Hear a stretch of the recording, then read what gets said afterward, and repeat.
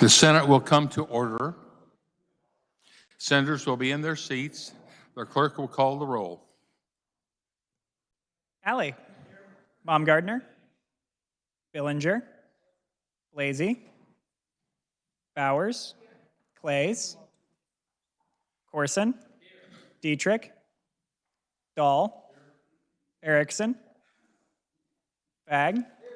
Fauscudo. Francisco. Gossage. Haley. Holland. Holscher. Kirshen. Cluse. Longbine. Masterson. McGinn. Olson. O'Shea. Peck. Peterson. Petty. Pittman. Pyle. Reddy. Reichman. Schallenberger. Steffen. Straub. Sykes. Thompson. Tyson. Ware. Warren. Wilborn. Here. Senators and guests, please rise and give prayerful attention to the chaplain.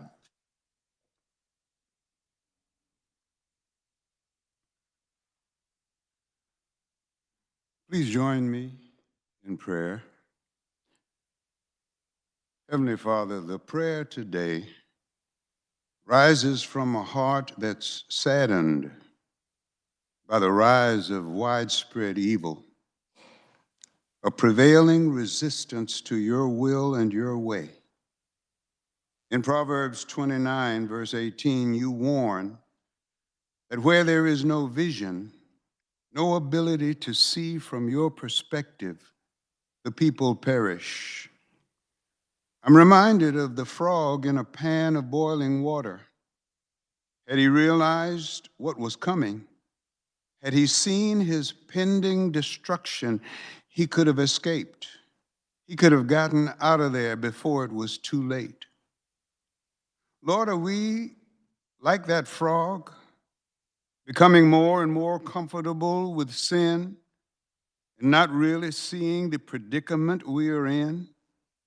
Is there among us a growing tolerance with attitudes and actions that are not acceptable to you?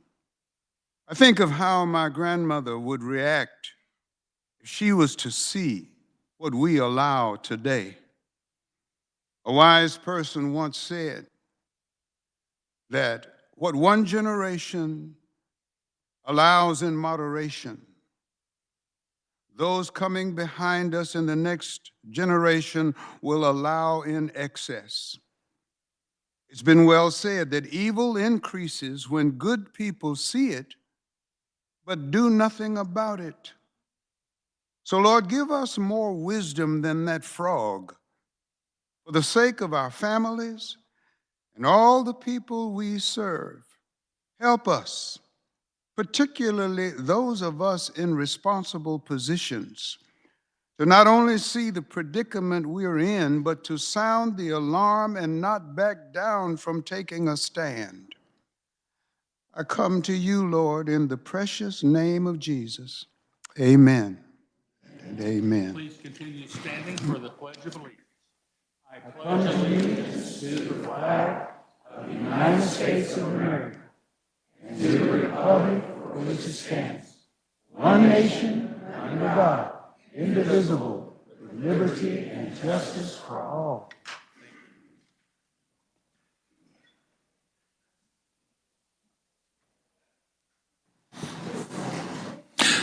The chair recognizes the senator from Sedgwick, Senator Fauscudo, for a point of personal privilege. Thank you, Mr. Vice President. I have some special guests in the, if my friend Azib Tilly from Ethiopia would stand, and then I have Casey Barnes here from Ivory Coast. And they are visiting our great capital, and just wanted to acknowledge them. And I will submit their names to have their records submitted across the journal. Thank you, Mr. Vice President.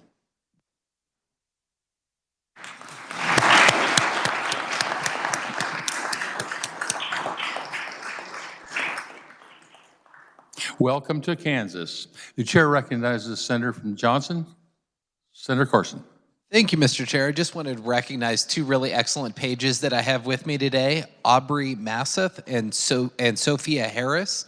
They are both 8th graders at John Paul II in Overland Park, and it's been excellent having them with me here today. So if you please join me in welcoming them.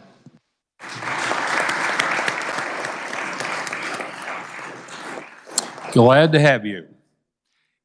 Introduction of original motions, Senate resolutions, the clerk will read. Senate Resolution number 1717 by Senators Faust Goudreau and Blasey, a resolution recognizing Storytime Village, Inc. for its work in giving young Kansas children the opportunity for a better future through its literacy programs. Chair recognizes the senator from Sedgwick, Senator Faust Goudreau. Thank you again, Mr. Vice President. If the reader would read. Whereas, according to the Annie E. Casey Foundation, children who are proficient in reading by the end of the 3rd grade are more likely to graduate from high school and be economically successful in adulthood. And whereas, a 2022 study conducted by the Annie E. Casey Kids Count Data Center revealed that 64% of white, 83% of Hispanic, and 85% of black 4th graders in Kansas scored below the proficient reading levels. And whereas, many underserved populations in Kansas are lacking the quality literacy skills essential for future success in school and life. And whereas, Storytime Village, Inc., under the leadership of founder and CEO Priska Barnes, has been working since 2009 to help Kansas children, beginning at birth through age 8, thrive through partnerships that provide early childhood development, family engagement involving reading, access to books, and advocacy and awareness. And whereas, with the support of parents and the help of many dedicated volunteers, Storytime Village, Inc. inspires children to read regardless of their socioeconomic background, race, or gender by providing them free books and literacy resources. And whereas, in 2016, Storytime Village, Inc. launched their Literacy Champions program, a high school leadership program that empowers and inspires students to volunteer and gain leadership skills as they impact the literacy issue in their communities. And whereas, March 23, 2023 is designated as the 6th annual Literacy Day at the Capitol, which will address the literacy achievement gap in Kansas by focusing on early literacy and mobilizing high school students to raise their voices through meetings with legislatures, panel discussions, and an advocacy workshop with the theme, Right from the Start, helping our youngest thrive through literacy. Now, therefore, be it resolved by the Senate of the State of Kansas that we recognize Storytime Village, Inc. for its work in giving young Kansas children the opportunity for a better future through its literacy programs. Chair recognizes the senator from Sedgwick, Senator Faust Goudreau. Thank you, Mr. Vice President. And if I could have everybody's attention, because this is extremely important.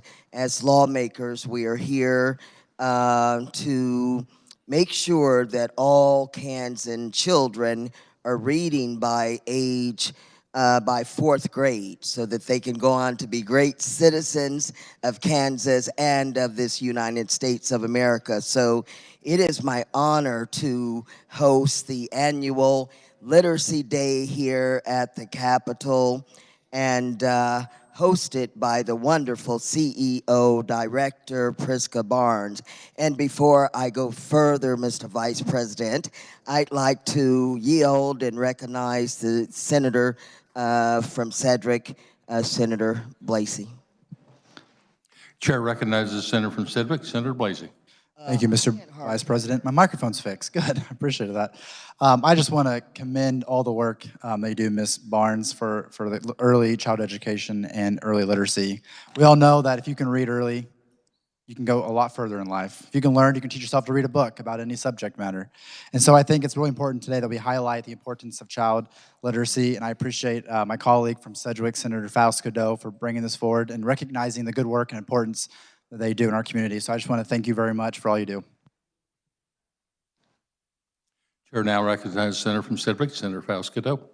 Thank you, Mr. Vice President, and I appreciate the gentleman for Cedric for co-sponsoring this resolution, 1717 resolution.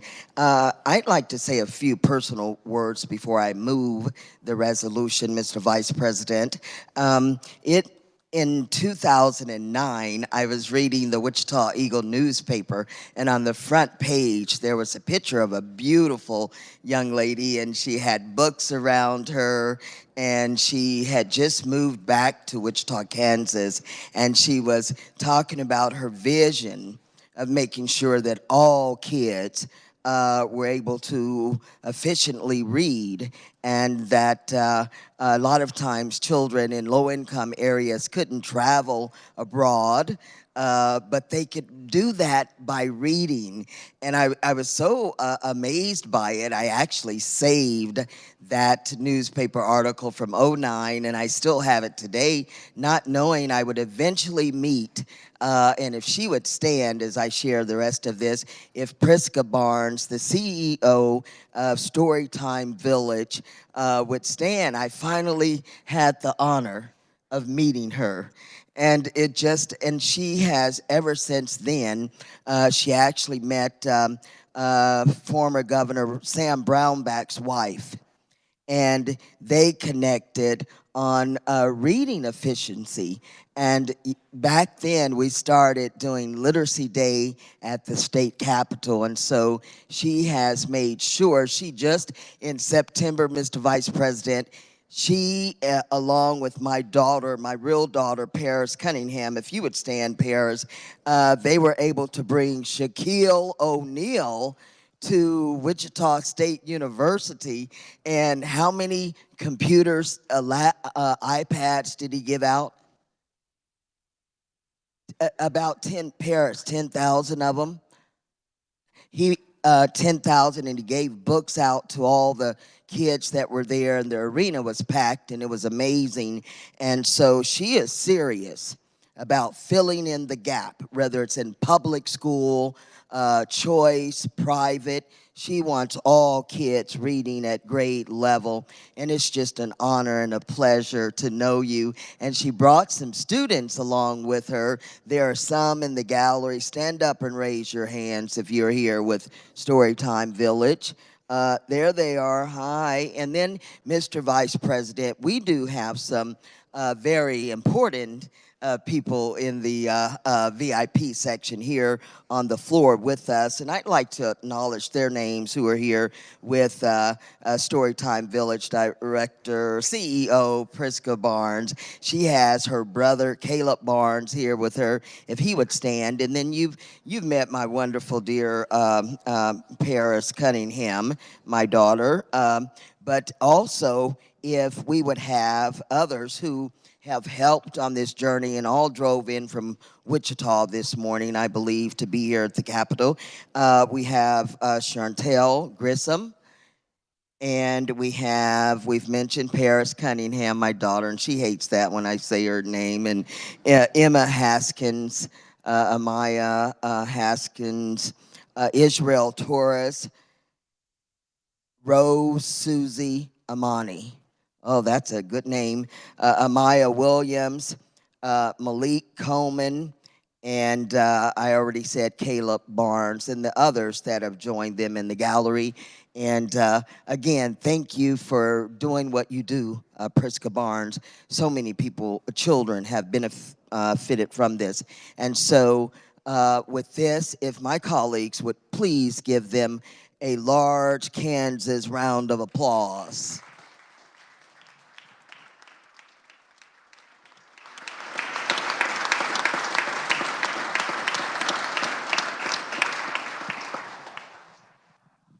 And with that, Mr. Vice President, I move an emergency be declared, the rules suspended, and Senate Resolution 1717 be adopted by voice vote.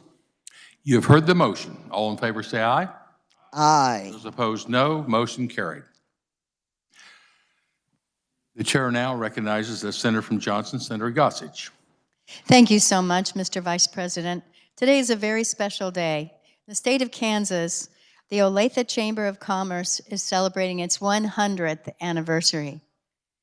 Whereas the Olathe Chamber of Commerce was incorporated on March 23, 1923, there were 132 members when they incorporated, and Clark Churchill was the chairman of the Olathe Chamber Board of Directors in 1923. And whereas the chamber was an outgrowth of the Merchants and Farmers Association, and the Olathe Chamber of Commerce is the largest in Johnson County with more than 1,200 members. And whereas in 2023, the population of Olathe is 151,823, whereas the population was 3,083 in 1923. Whereas the Chamber's Economic Development Council helped bring in more than $191 million in investments last year. They host more than 150 network events each year, and there are more than 100,000 employees of member businesses. Now, therefore, the Kansas Senate celebrates the milestone anniversary of this outstanding organization and commends the Olathe Chamber of Commerce for its 100 years of service to the community and the state of Kansas. And I will have them stand now, please, the representatives that are here. Thank you so much for being here, and I'm going to introduce you as soon as my phone cooperates. There we go. Tim McKee, President and CEO, can you wave at us? Thank you. Oscar Healy, Chairman of the Board. Susie Carson, Vice President, Membership and Investments. Jim Bradford, Director of Communications. And up in the gallery taking pictures is Natalie Bright, and she is the Government Affairs Consultant. Could you please join me in celebrating them with a loud clap?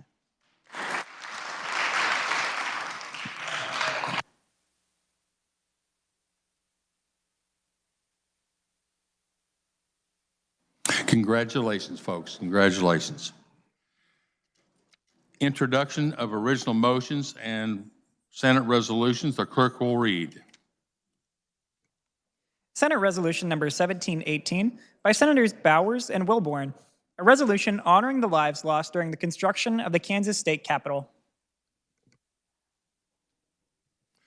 Before I recognize the senator from Cloud, I'd like to thank Senator Bowers for including me on this resolution, recognizing all the lives that were lost in construction of this facility. In addition, I'd like to thank the Shane McCoy, my legislative office assistant, and the whole team who are passionate about doing research and making the accuracy of this resolution to what it is today. With that, I recognize the chair from the senator from Cloud, Senator Bowers. Thank you, Mr. Vice President. Before I describe today's resolution to you, I'd like the Senate to know that this is a prelude to an agenda item, the Fallen Workers Memorial, for the Capitol Preservation Committee meeting later this year. If you might remember, the Capitol Preservation Committee, formed by KSA 75-2269, has responsibilities of approving all proposals for renovation of all areas of the Capitol, the Visitor Center, the grounds surrounding the Capitol, to ensure that historic beauty of the area are preserved, preserving the proper decor of such areas, assuring that any art or artistic displays are historically accurate and have historic significance, overseeing the location and types of temporary and revolving displays at the Capitol, including the Visitor Center, and oversees the reconfiguration and redecoration of committee rooms in the Capitol. The resolution I'm going to review with you will be the beginning of the placement of a plaque or plaques envisioned at this time to be on the 7th floor of the Capitol before you head up above the inner dome, and then further on up to the outside railing, and to remind you that's 296 steps up and 296 steps down. So to honor the workers, I'm going to highlight the first part of the resolution and then name each one of the workers who perished. A resolution honoring the lives lost during the construction of the Kansas State Capitol. Whereas the Kansas State Capitol was constructed between 1866 and 1903, and whereas when the Kansas State Capitol was built, the construction field lacked basic safety standards, and whereas construction workers in the late 19th and 20th centuries worked in one of the most challenging and dangerous employment fields, and whereas the construction of the Kansas State Capitol, and in particular the Kansas Capitol Dome came at a tragic and fatal cost.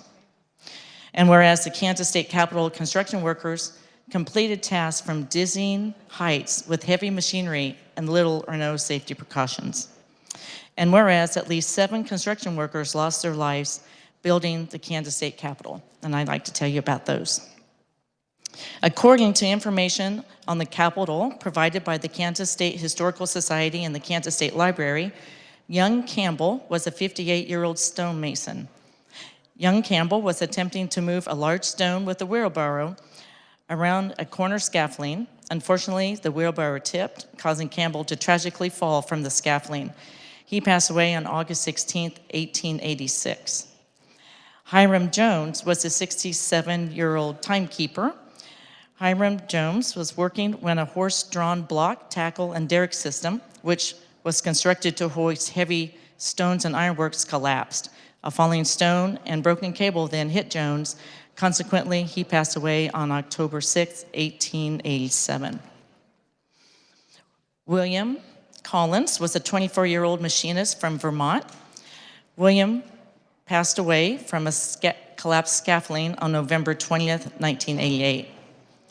Charles Howell was a 23-year-old iron worker. He passed away after falling from the south wing roof on September 21st, 1889. Jack Williams was a 21-year-old electric motor operator. He operated the new electric motor winch installed at the uppermost level of the dome to hoist heavy stones and ironwork. He fell to his death while attempting to climb down at the end of his workday on May 24th, 1890. John Cave was a 24-year-old iron worker. He was sitting astride the outer rim of the dome and tightening a bolt with a large wrench, so large that it required the use of both hands and all of his weight behind it. The wrench slipped, causing Cave to fall over the outside of the dome through a skylight into the north wing below. He passed away April 26, 1890. Murdy Deacon was a 48-year-old iron worker. He was working inside the dome when he stepped on a loose, round piece of iron and fell to the rotunda. He passed away December 9th, 1890. So that was our 7 listed that we know of. During the construction of the Kansas State Capitol, newspapers had also another unidentified death that likely occurred in 1890. Brave construction workers continued their honest and admirable work to ensure that the Kansas State Capitol was built, even after witnessing these horrific, devastating deaths of their fellow tradesmen, and knowing that their work posed serious risks and some assignments were fraught with peril. These selfless tradesmen gave their lives to build the Kansas State Capitol, have been too long forgotten. So therefore, be it resolved by the Senate of the state of Kansas, we honor the lives lost during the construction of the Capitol, and we never forget the sacrifices these construction workers made in constructing one of the most historic buildings in the state of Kansas. So I would encourage the Senate to follow our actions in our Capitol Preservation Committee this October, and then watch for the plaques that we envision to be on the 7th floor before you head on up to the outside of the dome. I do have some guests I'd like to mention who are with us today, and a few thank yous. So up behind me, over my left shoulder, in the West Gallery, we have the Kansas State Historical Society and the Kansas State Library, and thank them for their research. We have Shane McCoy from the Vice President's Office, Donna Casement from the library staff, and Darren Wade, our favorite tour director downstairs. And thank them for gathering and submitting data for this resolution and future legislations. Others, including research and revisers, were also involved in this project to recognize these workers who perished building this beautiful building we get to work in. This resolution and future legislation is very notable and very much appreciated. And with this, Mr. Vice President, I move an emergency be declared, the rules suspended, and Senate Resolution 1718 be adopted by voice vote. You have heard the motion. All in favor say aye. Aye. Those opposed, no. The motion carries. I do encourage the body to read the history. It will bring tears to your eyes about these forefathers that worked so hard and gave their life in building this great Capitol.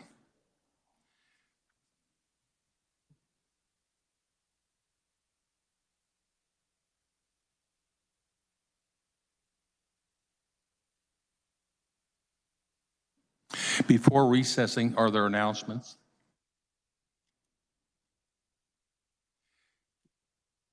Chair recognizes Senator from Douglas, Senator Francisco. Thank you, Mr. Vice President. In case it's late when we adjourn, I would like to announce now that as people go home again this weekend, they think about coming back with something for the shrimp peel. So I certainly want to commend the K-State basketball team, and in their honor,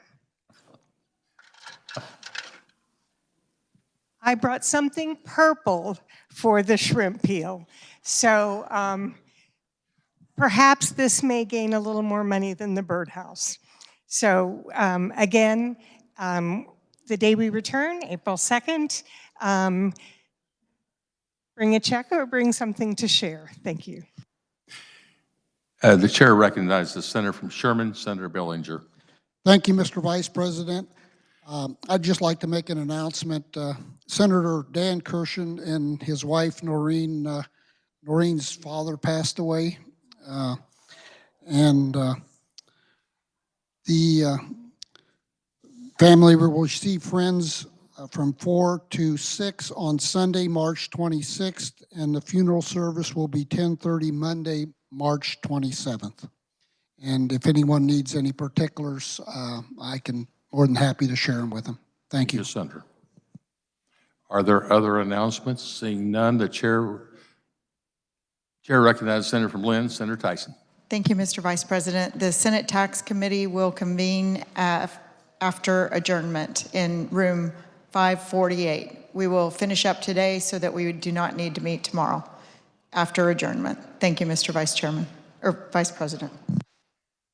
Seeing any other announcements, the chair recognizes Senator, or Majority Leader from Cali, Senator Alley.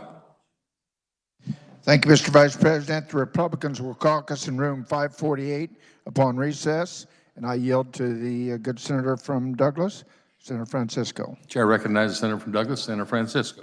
Thank you, Mr. Vice President. The Senate Democrats will caucus upon recess in room 287 North. I yield back to the senator from Cali. Senator from Cali, Senator Alley.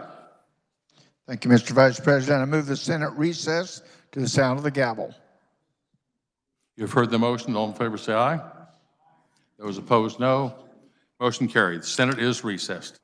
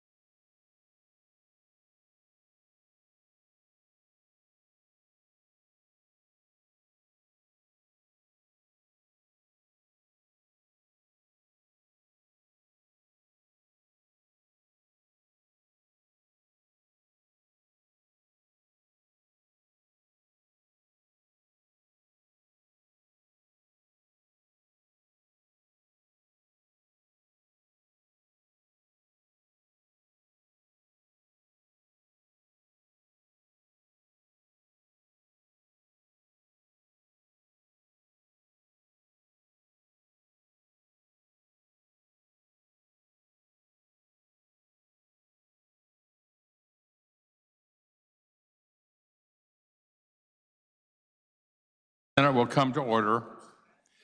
Consideration of appointments. The chair recognizes the majority leader from Cali, Senator Alley.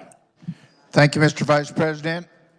In compliance with Senate Rule 55, the appointments on page 1 and 2 of the calendar are ready for consideration. Are there any questions? Yep.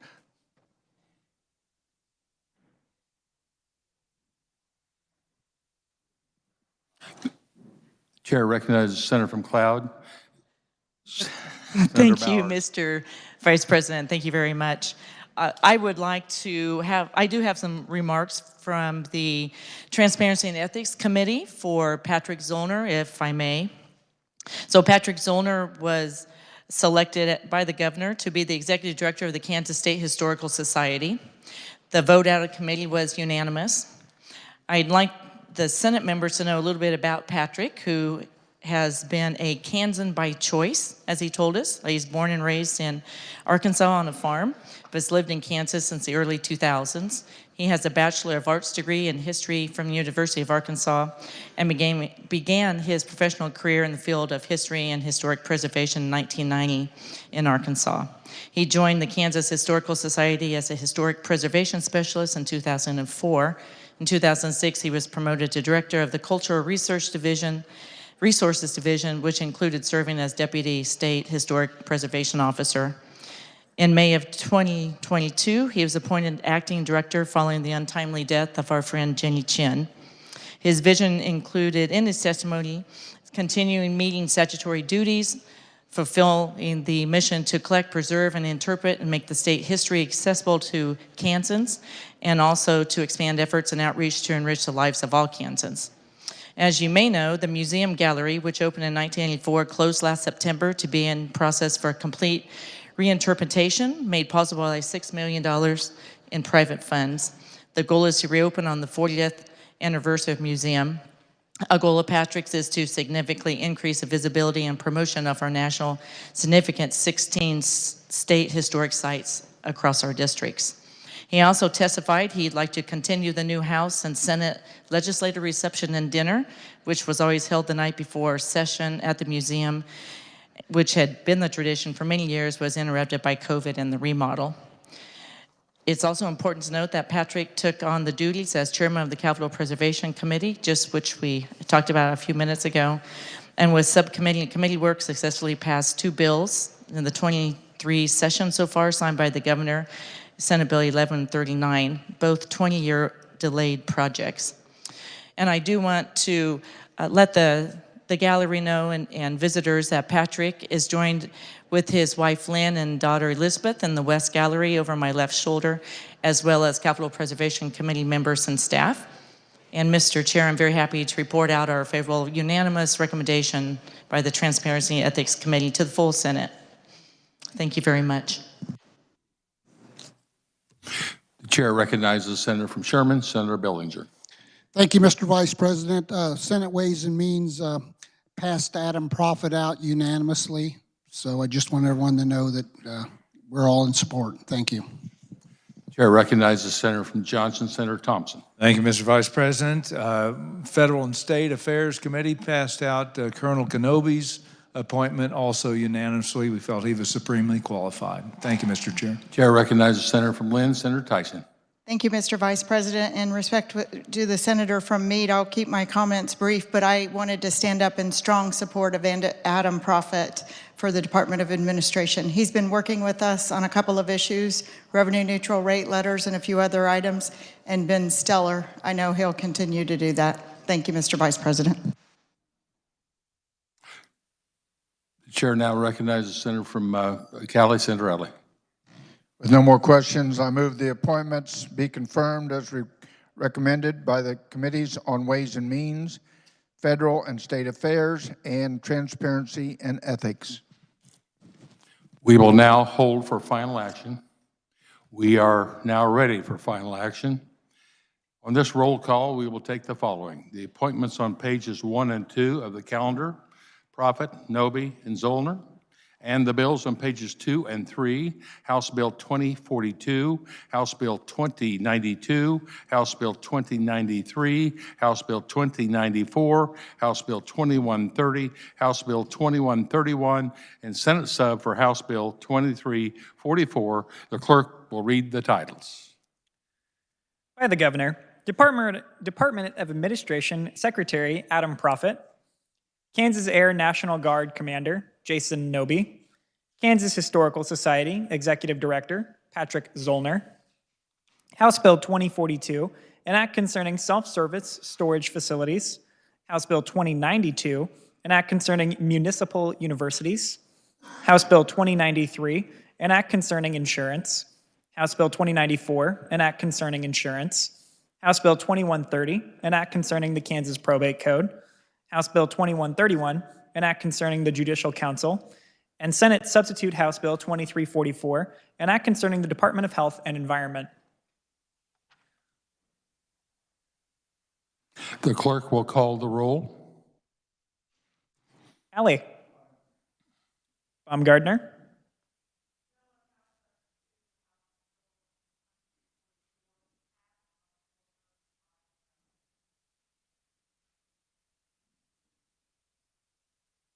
Billinger. Blasey. Bowers. Clays.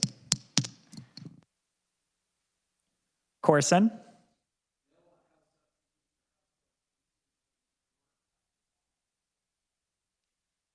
Dietrich.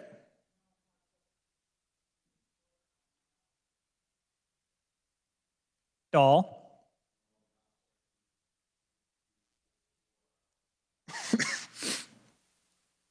Erickson. Fag. Faust Goudot.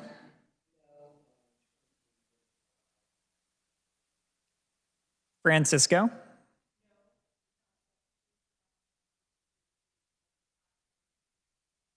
Gossage. Haley.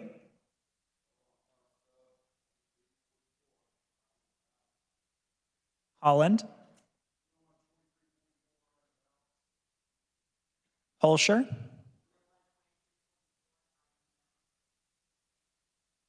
Kirshen. Cluse. Longbine.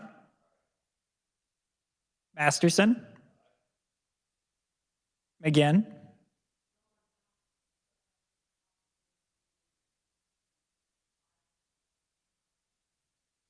Olson. O'Shea. Peck.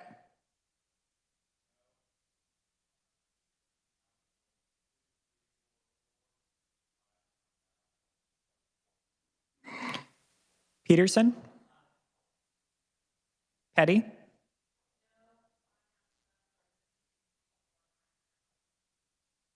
Pittman.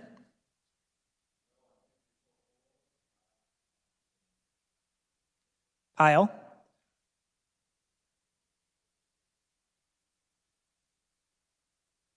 Ready?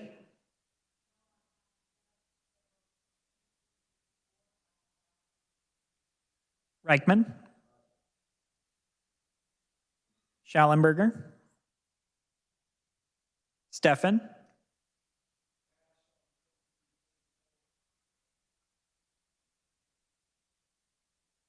Straub. Sykes.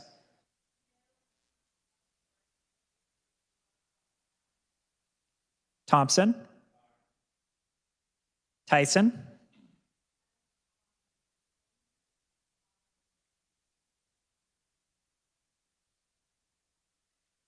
Where?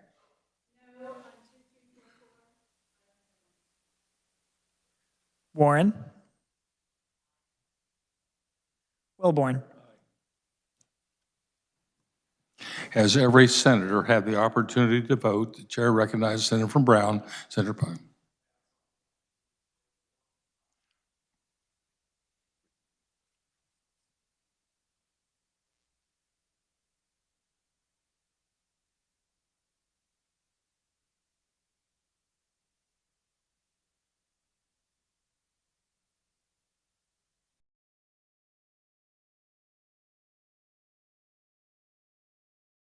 Chair recognizes Senator from Sedgwick, Senator Blasey.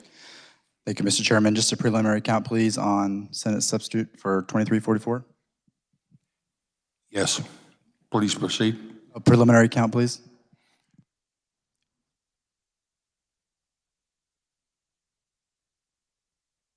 Aye, 16 nay.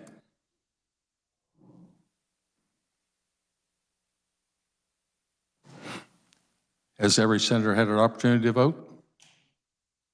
Does any senator wish to explain their vote?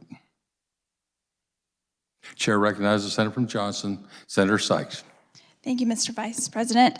I don't think a single person in this body would argue against the assertion that child care is out of reach for too many Kansas families. This bill is not the solution because it doesn't even begin to touch the problem. By removing safety regulations, increasing ratios, and adding legislative barriers, this bill has the potential to create more child care slots. But the issue is not the number of slots.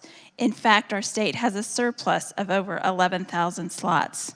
The biggest barrier to child care for Kansas families is affordability, and this bill does absolutely nothing to address that, and instead will make these facilities less safe for those who are able to access them. Our kids deserve better. I vote no. And I would like my comments read on the journal. Chair recognizes the senator from Wyandotte, Senator Petty. Thank you, and I would ask permission of the senator from Johnson to join your remarks. Duly noted. Senator recognizes the senator from Douglas, Senator Francisco. Thank you, Mr. Vice President. With her permission, I would like to join the remarks of the senator from Johnson. Duly noted. Chair recognizes the senator from Shawnee, Senator O'Shea. Thank you, Mr. Vice President. I'd like to do a call to the Senate.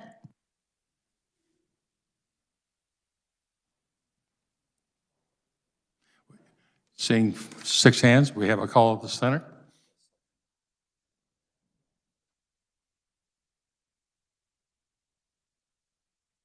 The Sergeant of Arms will close the doors. Senators will be in their seats.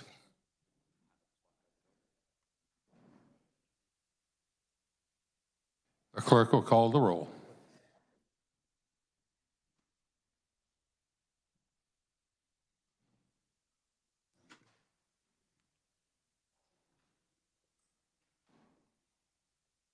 Baumgardner.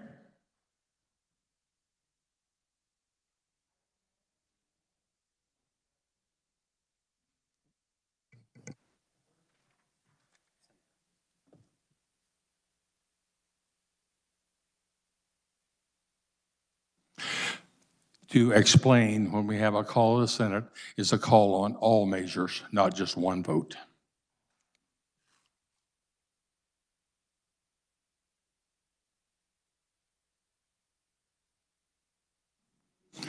For clarification, are you voting no on all measures? I'm voting no on my pass vote. Thank you. Pyle.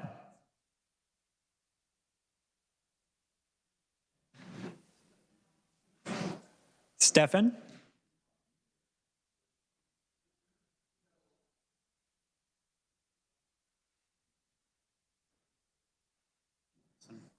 Tyson.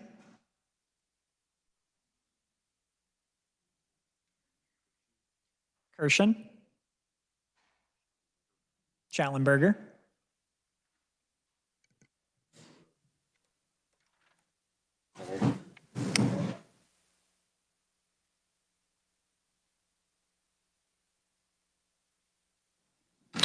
The call will remain until we can identify the missing senators.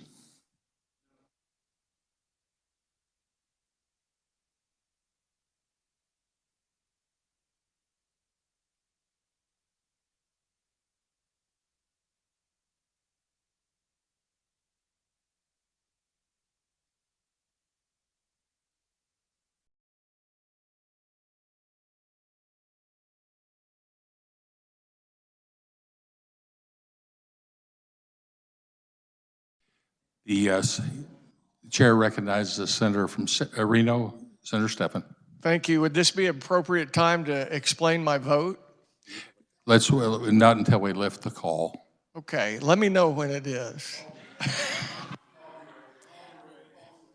You'll be the first one to know.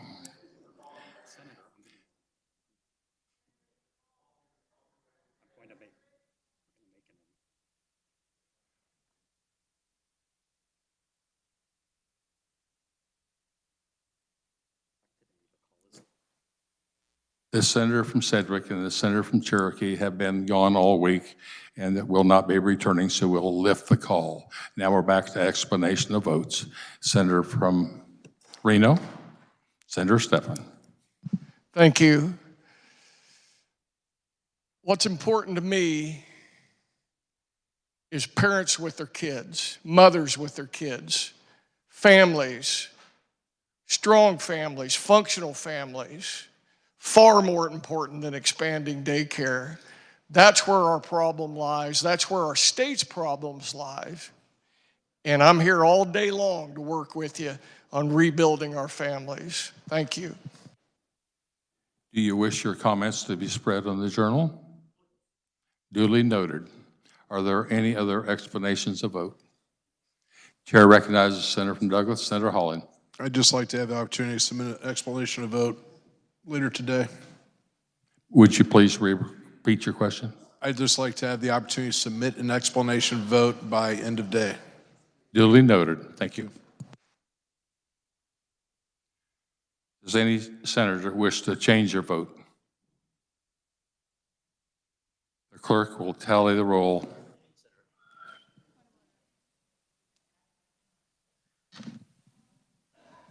Chair recognizes the senator from Montgomery, Senator Peck. Thank you, Mr. Vice President. I will change from no to aye on 2344. Duly noted. Are there any other explanation of vote or change of votes?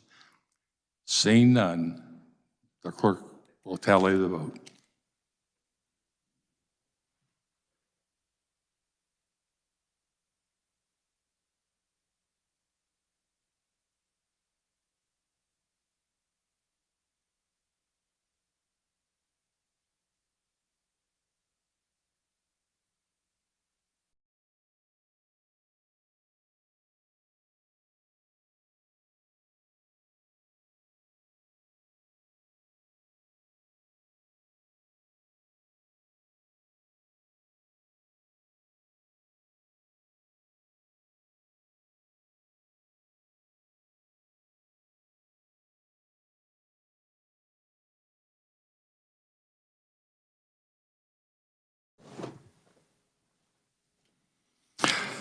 On a vote of 38-0, House Bill 2042, House Bill 2092, House Bill 2093, House Bill 2094, House Bill 2130, House Bill 2131 passed. On a vote of 21-17, House Bill 2344 passed. And the nominees of Noby received a vote of 38-0, Profit 38-0, and Zollner 36-2. Having voted in favor and against all these numbers, these measures have received the required constitutional majority, are hereby declared passed. The chair recognizes the majority leader from Cali, Senator Alley. Thank you, Mr. Vice President. Move the Senate resolve itself in the committee of a whole for the consideration of bills on the calendar under the heading of general orders. You have heard the motion. All those in favor say aye. Opposed, no. Motion carried. Chair appoints the senator from Sherman, Senator Billinger, to preside over the committee as a whole.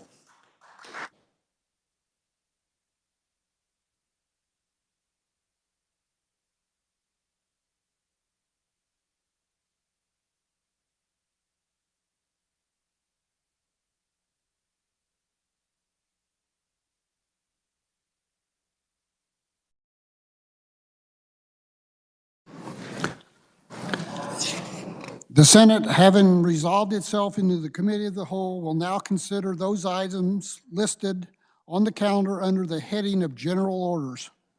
We will now turn our attention to Senate Bill 55. The chair recognizes the senator from Lynn, Senator Tyson, to explain the bill and adopt the committee report. Thank you, Mr. Chairman. I move that we adopt the committee report. You've heard the motion. All those in favor say aye. Aye. Opposed, no. Motion carried. You may proceed.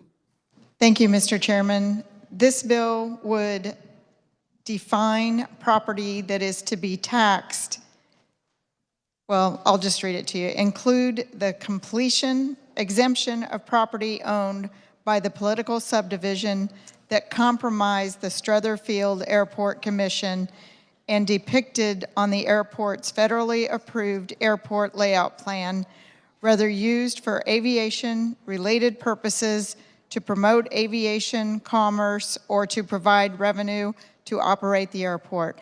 In 1992, there was property that was exempted for this airport, exempted from property tax. And it seems that there's controversy and question as to what should be exempted and not. And this would just put into statute and codify the exemption for the land known as Strotherfield. With that, I'd stand for questions. Questions for the senator from Lynn. Senator from Douglas, Senator Holland. Thank you, Mr. Chairman.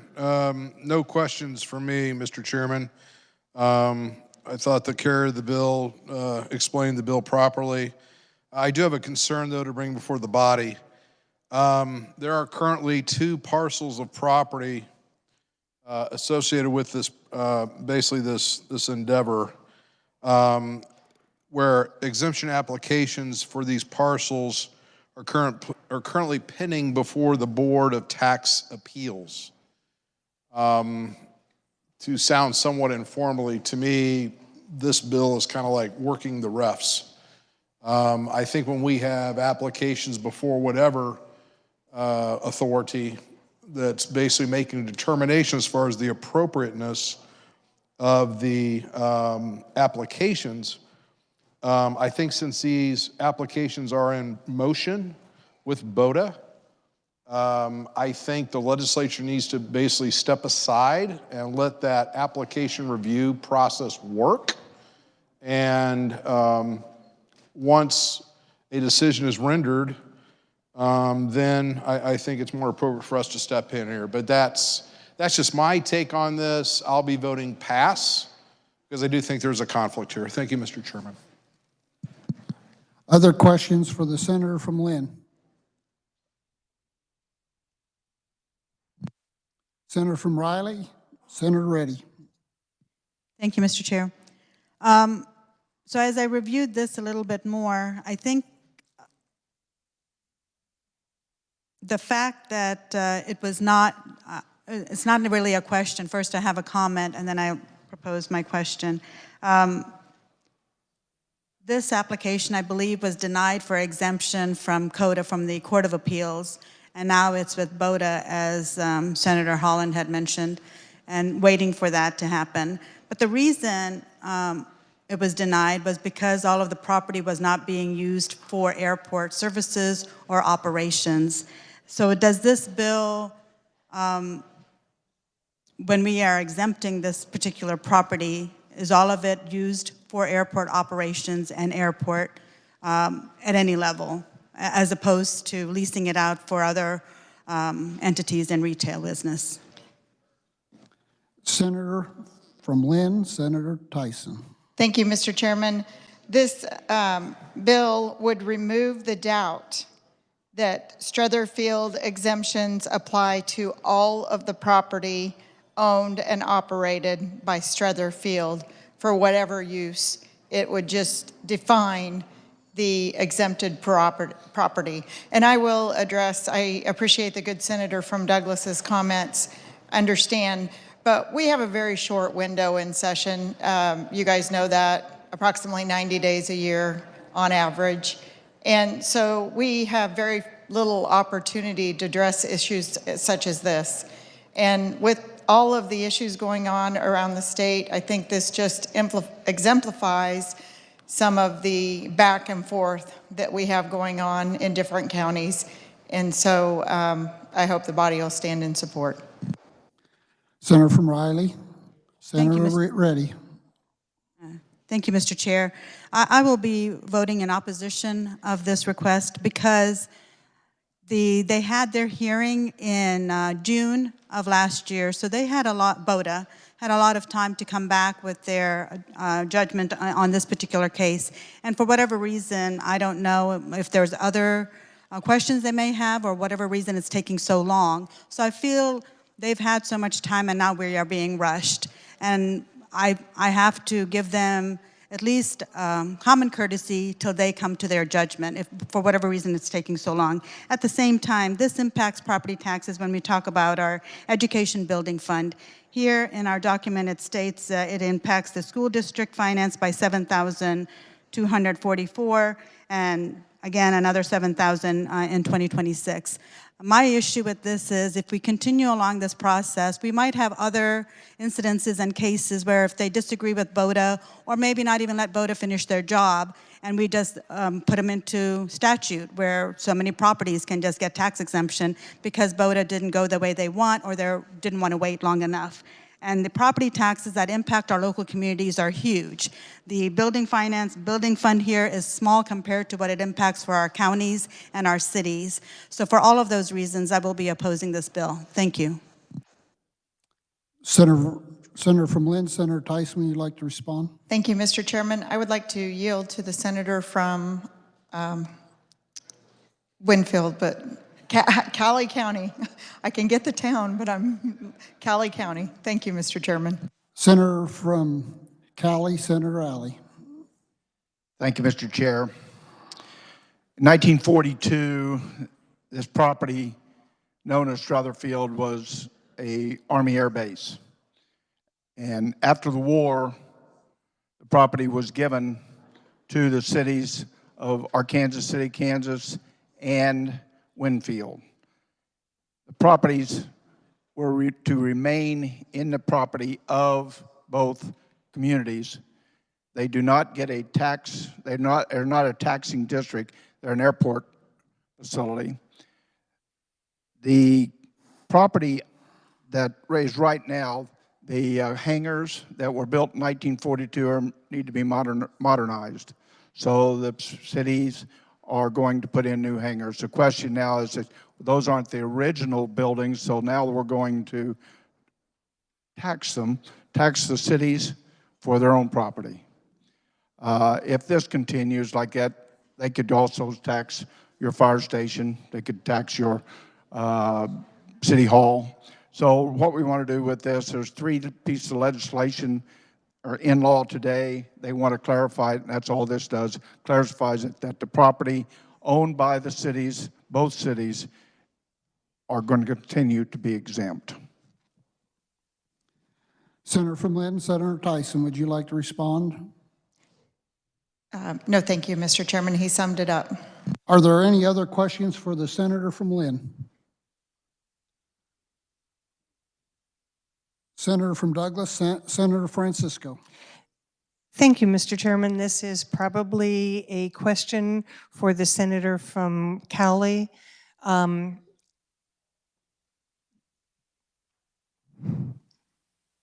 I may proceed. Yes, I recognized you. So I'm hearing that this property is owned by the municipality. My understanding is that it was owned by the Strotherfield Airport. Is that the case? Senator from Cali, Senator Alley. That is correct. Senator from Douglas, Senator Francisco. Thank you, Mr. Chair. So I think that that's a different situation than a community's fire station or other municipal buildings. I'm hearing that there may be manufacturing going on in some of this space. Other entities leasing the space.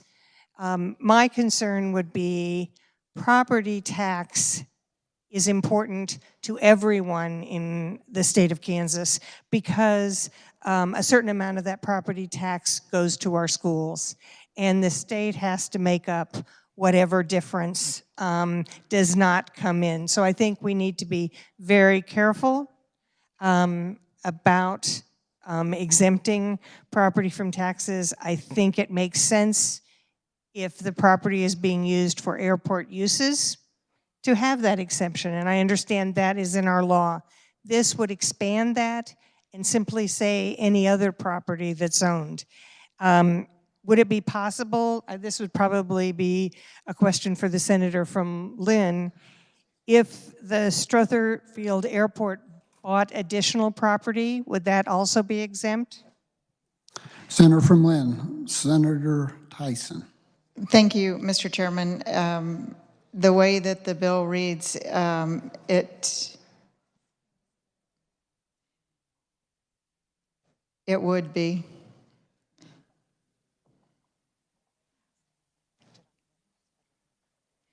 Okay, thank you. And for clarification of that, the property would, just for the technical to make sure I get this correct,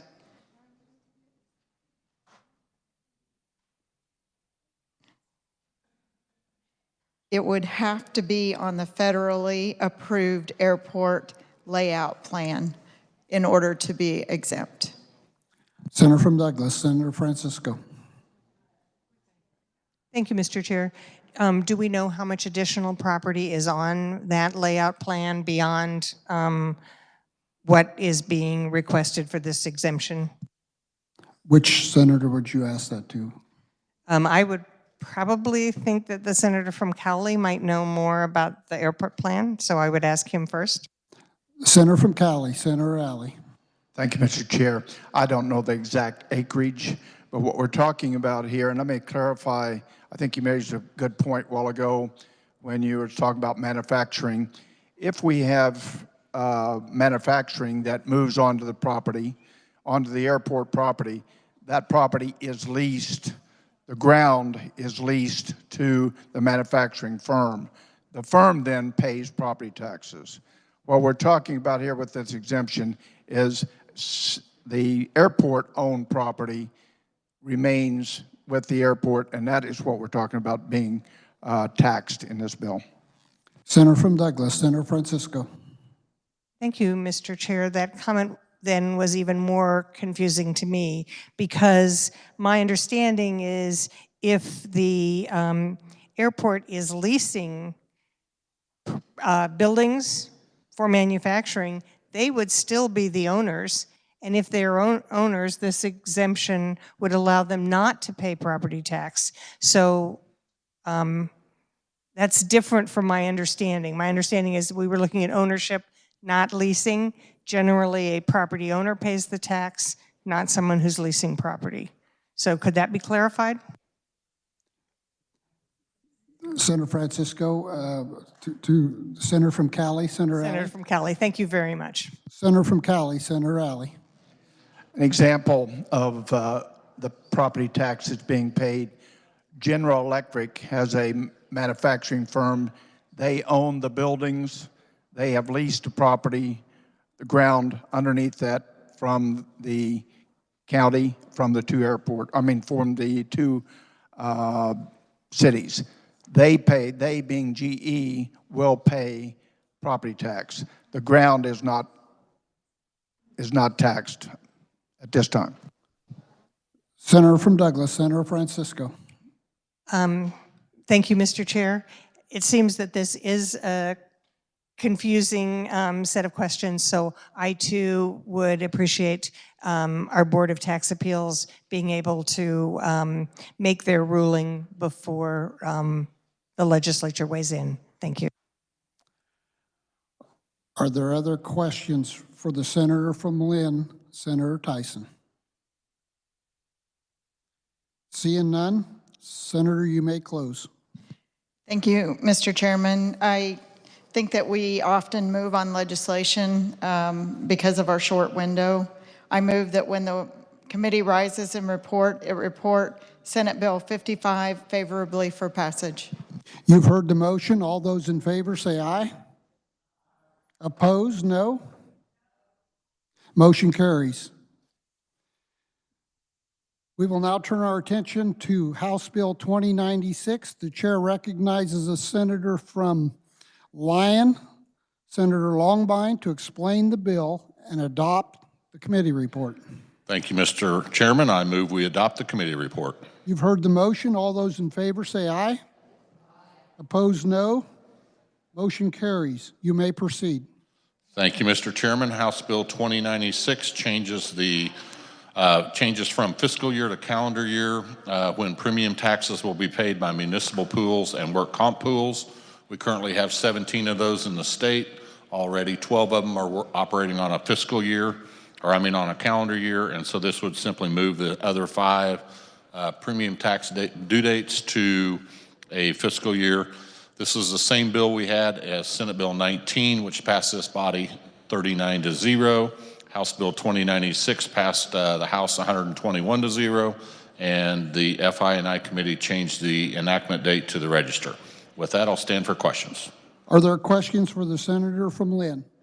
Excuse me. Seeing no questions, Senator, you may close. Thank you, Mr. Chairman. I move that when the committee rises and reports, it reports House Bill 2096 favorably for passage. You've heard the motion. All those in favor say aye. Those opposed, no. Motion carries. We will now turn our attention to House Bill 2097. The chair recognizes a senator from Lyon, Senator Longbine, to explain the bill and adopt the committee report. Thank you, Mr. Chairman. I move we adopt the committee report. You've heard the motion. All those in favor say aye. Opposed, no. Motion carries. You may proceed. Thank you, Mr. Chairman. House Bill 2097 removes the written demand requirement for agents to submit premiums paid to the insurance company on behalf of the insured. This is part of a prima facie case, and a written demand is no longer required. They can proceed directly to that. This is same as Senate Bill 15, which passed our body 39-0. The House passed this bill 117-7.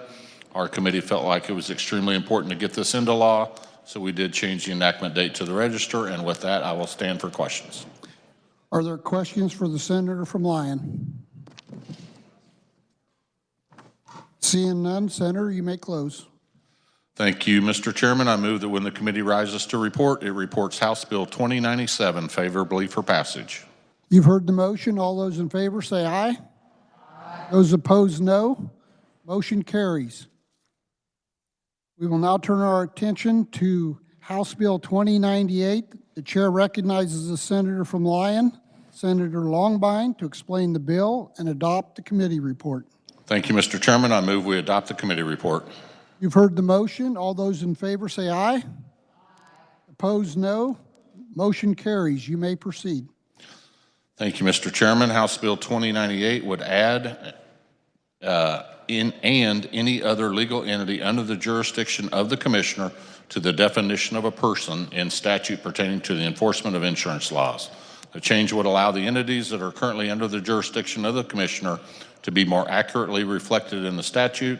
This is the same as Senate Bill 18, which our body passed 38-0. This House bill passed 123-1. We did change the enactment date in committee, and with that, I will stand for questions. Are there questions for the senator from Lyon? Seeing none, you may close. Thank you, Mr. Chairman. I move that when committee rises to report, it reports House Bill 2098 favorably for passage. You've heard the motion. All those in favor say aye. Those opposed, no. Motion carries. We will now turn our attention to House Bill 2100. The chair recognizes the senator from Lyon, Senator Longbine, to explain the bill and adopt the committee report. Thank you, Mr. Chairman. I move we adopt the committee report. You've heard the motion. All those in favor say aye. Opposed, no. Motion carries. You may proceed. Thank you, Mr. Chairman. The House Bill 2100 is the risk-based capital date change bill that we do every single year. It's the same as Senate Bill 14. Our body passed it 39-0. The House passed House Bill 2100 121 to 0 due to the late time in the session. We felt like we needed to get it enacted in a hurry, so we changed it to the register. With that, I'll stand for questions. Are there questions for the senator from Lyon? Seeing none, Senator, you may close. Thank you, Mr. Chairman. I move that when the committee rises to report it, reports House Bill 2100 favorable for passage. You've heard the motion. All those in favor say aye. All those opposed, no. Motion carries. Next, we will turn our attention to House Bill 2214. The chair recognizes the senator from Johnson, Senator Warren, to explain the bill and to adopt the committee report. Thank you, Mr. Chair. I move we adopt the committee report. You've heard the motion. All those in favor say aye. Opposed, no.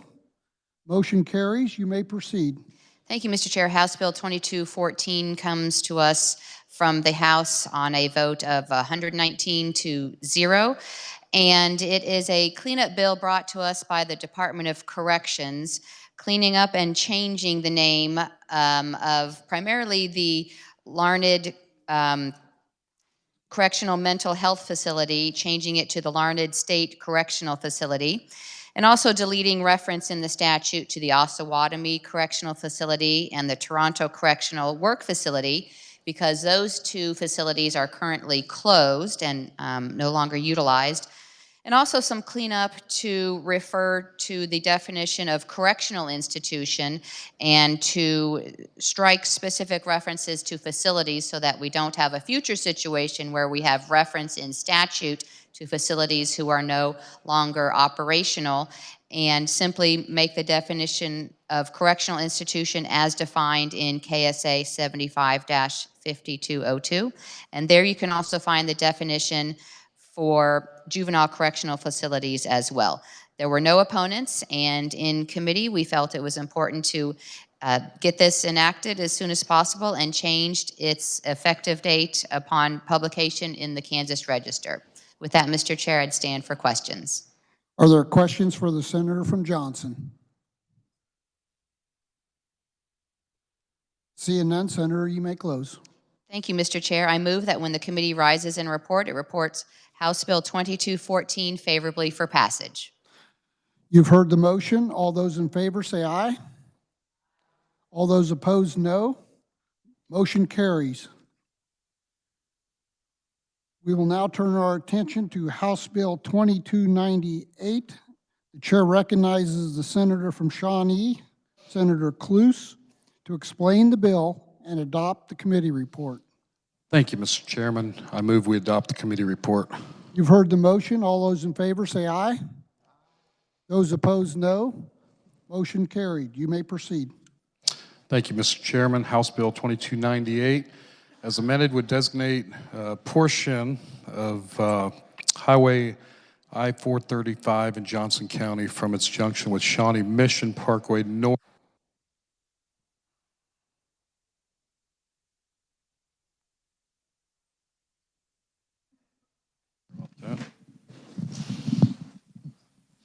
Okay, sorry about that. Let's see.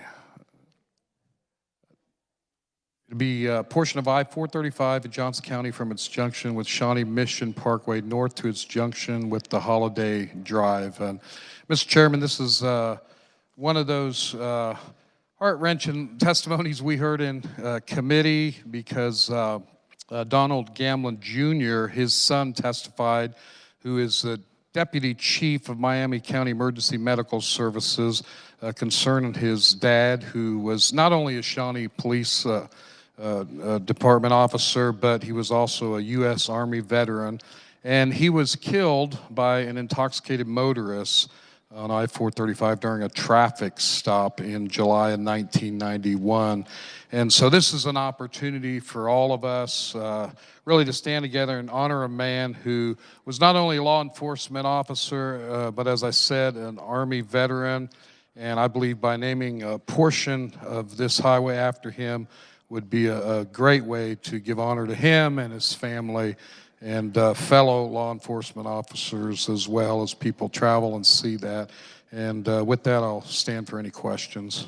Are there questions for the senator from Shawnee, Senator Cluse?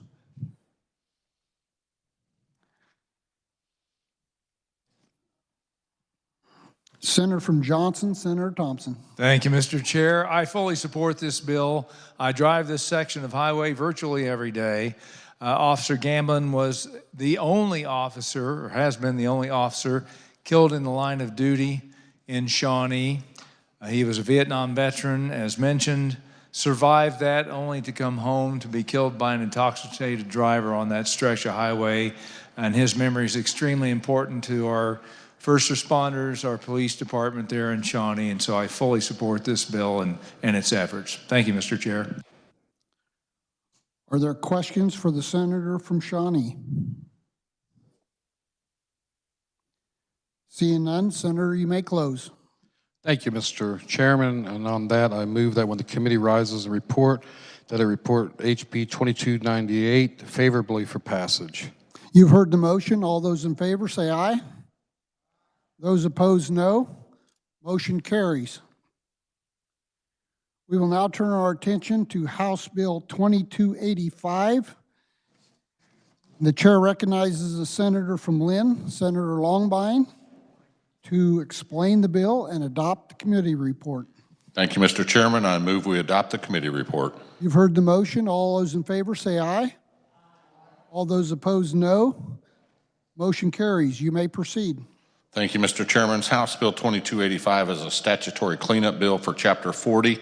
There have been a number of sections or statute numbers that have either been removed or repealed over recent years, and this would clean the Chapter 40 up as far as the statutory references. It was the same as Senate Bill 119. We passed 40-0, and the House passed this bill 123-0.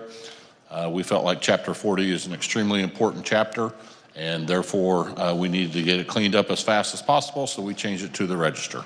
With that, I will stand for questions. Are there questions for the senator from Lyon? Senator from Douglas, Senator Francisco.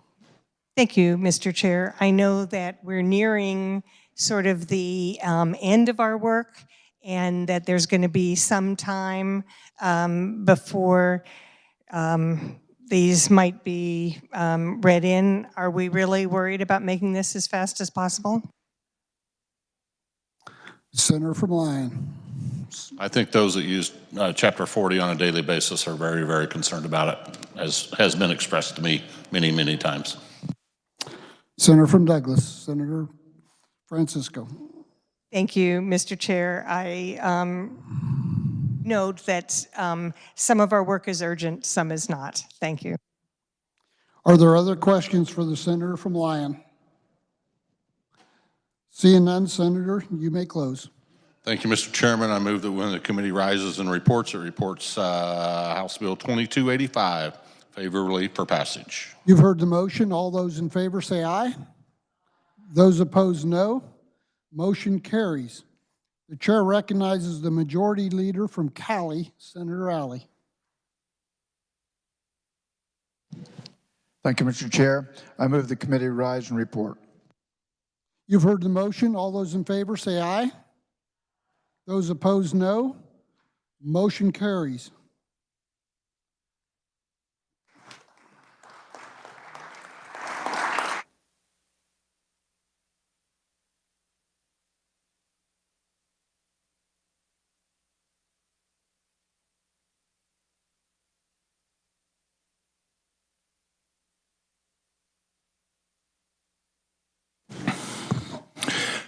The clerk will read the committee report. On motion of Senator Alley, the Senate resolved itself into the Committee of the Whole for consideration of bills on the calendar under the heading of General Orders with Senator Billinger in the chair. Recommended Senate Bill 55 be amended by the adoption of the committee report recommending a substitute bill and the substitute bill be passed. House Bills 2096, 2097, 2098, 2100, 2214, 2298, and 2285 be amended by the adoption of the committee reports and the bill be passed as amended. The chair recognizes Senator from Sherman, Senator Billinger, to adopt the committee report. Thank you, Mr. Vice President. I move we adopt the committee report. You have heard the motion. All those in favor say aye. Those opposed, no. The motion carried. Introduction of bills and concurrent resolutions. The clerk will read. 322. Senate Bill number 322 by Committee on Federal and State Affairs, an act concerning gaming.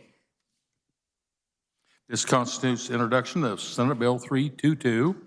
Messages from the House. The clerk will read.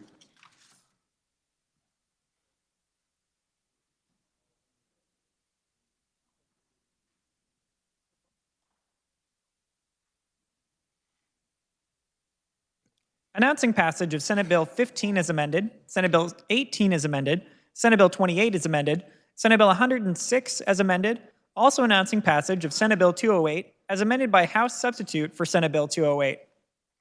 This constitutes introduction of those bills previously read. Reports of standing committees. The clerk will read.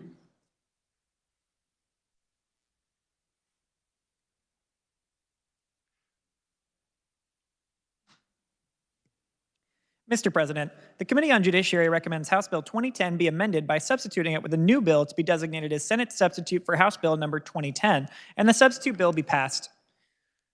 Mr. President, the Committee on Judiciary recommends House Bill 2293 be amended, and the bill be passed as amended. Mr. President, the Committee on Judiciary recommends Senate Bill 265 be passed. Mr. President, the Committee on Local Government recommends House Bill 2083 be passed. Mr. President, the Committee on Public Health and Welfare recommends House Bill 2325 be amended and the bill be passed as amended. Mr. President, the Committee on Agriculture and Natural Resources recommends House Bill 2302 be amended by substituting with a new bill to be designated as Senate substitute for House Bill number 2302 and the substitute bill be passed. Mr. President, the Committee on Ways and Means recommends Senate Bill 307 be passed. Mr. President, the Committee on Ways and Means recommends Senate Bill 308 be passed. Mr. President, the Committee on Ways and Means recommends Senate Bill 295 be passed. Mr. President, the Committee on Federal and State Affairs recommends House Bill 2269 be passed. Mr. President, the Committee on Federal and State Affairs recommends Senate Bill 291 be amended and the bill be passed as amended. Mr. President, the Committee on Federal and State Affairs recommends Senate Bill 303 be passed. Mr. President, the Committee on Federal and State Affairs recommends House Bill 2059 be amended and the bill be passed as amended. Mr. President, the Committee on Utilities recommends House Bill 2225 be passed. Mr. President, the Committee on Ways and Means recommends Senate Bill 309 be amended and the bill be passed as amended. Mr. President, the Committee on Public Health and Welfare recommends Senate Bill 314 be passed. Mr. President, the Committee on Public Health and Welfare recommends House Bill 2240 be passed. Mr. President, the Committee on Public Health and Welfare recommends House Bill 2263 be amended and the bill be passed as amended.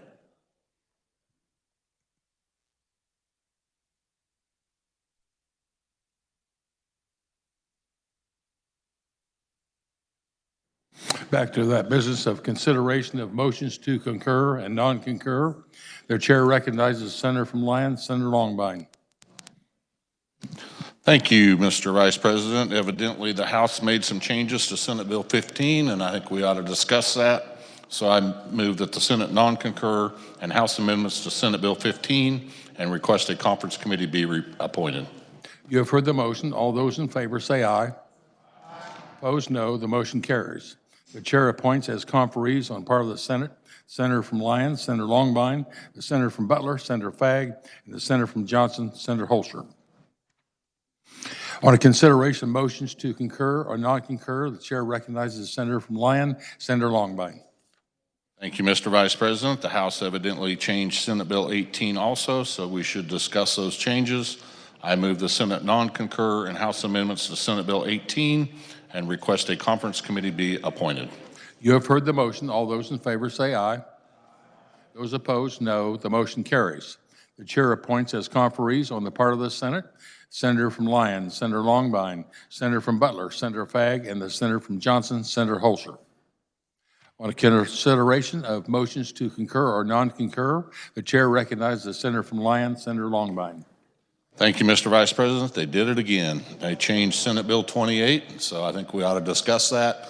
So I move that the Senate non-concur in House amendments to Senate Bill 28 and request a conference committee be appointed. You have heard the motion. All those in favor say aye. Those opposed, no. The motion carries. The chair appoints as conferees on the part of the Senate Senator Longbine from Lyon County, the senator from Butler, Senator Fagg, and the senator from Johnson, Senator Holzer. On a motion to concur or non-concur, the chair recognizes the senator from Sedgwick, Senator Peterson. Thank you, Mr. Vice President. The House amended Senate Bill 106, so I move the Senate non-concur to House amendments to Senate Bill 106 and request the conference committee be appointed. You have heard the motion. All those in favor say aye. Aye. Those opposed, no. The motion carries. The chair appoints as conferees on part of the Senate the senator from Sedgwick, Senator Peterson, the senator from Shawnee, Senator Cluse, and the senator from Johnson, Senator Corson. Are there announcements? Chair recognizes the senator from Lynn, Senator Tyson. Thank you, Mr. Vice President. The Senate Tax Committee will meet immediately after adjournment, continuing our work from this morning, and hopefully we will finish so we do not need to meet tomorrow. Thank you, Mr. Vice President. Are there any other announcements? The chair recognizes the senator from Johnson, Senator Thompson. Thank you, Mr. Vice President. Just a reminder to all the Federal and State Affairs Committee members, we will have a meeting tomorrow morning at our normal time. I apologize. We just need to finish up our work. Thank you, Mr. Vice President. Are there other announcements? The chair recognizes the senator from Johnson, Senator Gossage. Thank you, Mr. Vice President. Just a reminder to the Public Health Committee, we will be meeting tomorrow at 8:30 in our regular room at our regular time to hear bills and work bills. Thank you. Are there other announcements? Seeing none, the chair recognizes the senator from Cali, Senator Alley. Thank you, Mr. Vice President. I do have a couple announcements before adjournment. The Republicans will caucus Monday morning, March 27th, 2023 at 9 a.m. in 548. And then the Senate will, this is an announcement for in the afternoon, the Senate will convene then on Monday, March 27th at 10 a.m. And I yield to the senator from Douglas, Senator Francisco. Chair recognizes the senator from Douglas, Senator Francisco. Thank you, Mr. Vice President. The Senate Democrats will caucus at 9 a.m. Monday morning, March 27th in room 287 North. I yield back to the senator from Cali. Senator for Cali, Senator for Cali, Senator Alley. Thank you, Mr. Vice President. I move the Senate adjourn pro forma until 2:30 p.m. on Friday, March 24th, 2023. You've heard the motion. All those in favor say aye. Those opposed, no. The motion carried. The Senate is adjourned.